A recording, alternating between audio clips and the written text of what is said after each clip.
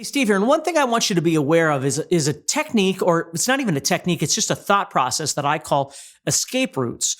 And basically what you're trying to do is you're trying to think about what finger you're going to wind up on after you do something, and what string you're on, and what you're going to do from there. Because in order to, let me show you what I mean. So let's say I'm in the key of G major / E minor. Okay, so I'm using this. I'm using that idea.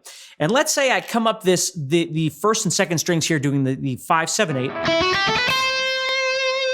And very simply, because this is very obvious, but I want you to see this, I'm on my pinky on the 8th fret.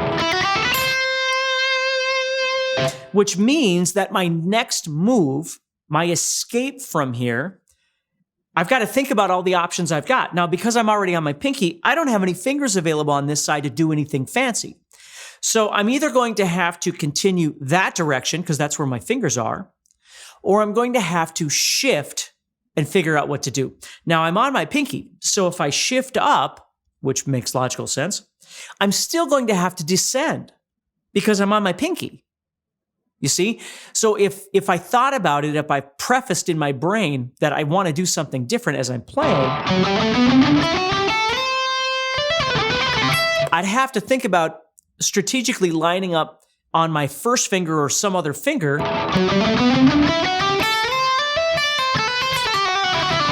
to do something else. And oftentimes people don't realize that even though they understand it, they're not really aware of that idea. And that's why you stop a lot when you're playing. If you're going up like this, well, now the only thing you can really do is go back. Now, we could slide, because obviously if I can get to a second string or a third string or something, and I slide, now I can continue on with an ascension of sorts, right? If I do this,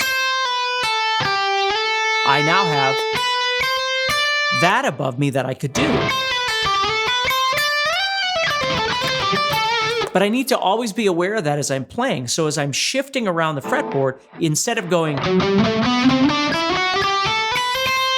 getting to the top and being done, I might decide to do something like this.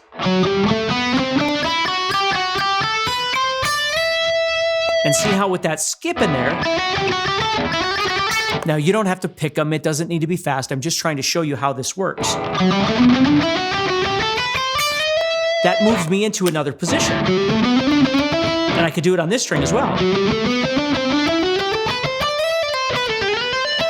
And I'll do those a lot when I'm doing something like this. Watch this.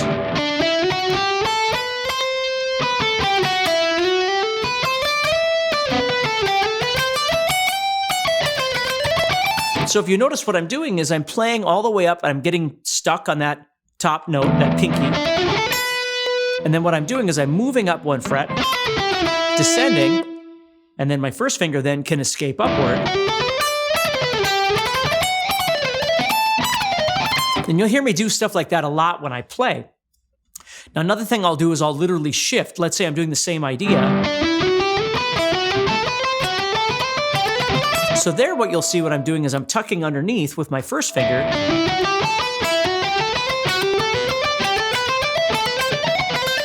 And I'm shifting that way to get out of that. And of course, after 6 notes, I wind up in the same situation. And what I'm doing then is creating what we refer to as a pattern or a sequence when I do that, which I use a lot in my playing as well. But I just try and, I'm always aware of that. So as I build up, I can decide then,